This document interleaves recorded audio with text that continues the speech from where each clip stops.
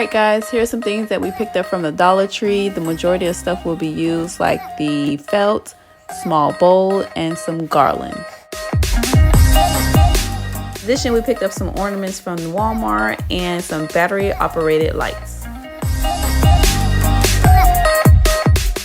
In addition to those items, you'll also be needing a hot glue gun and some cotton. Everything will be listed below of what you will need for this project. Enjoy!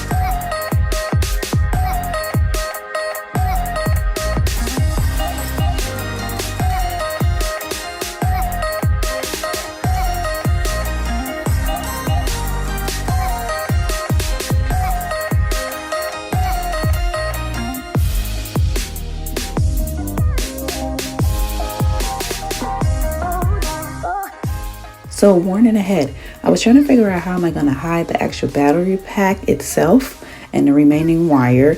So what we figured out is that we were going to have to put a slit in the shirt, like a little hole, and then go in the hole from inside the shirt and pull the garland through it and then glue it around the globe. Hope this helps.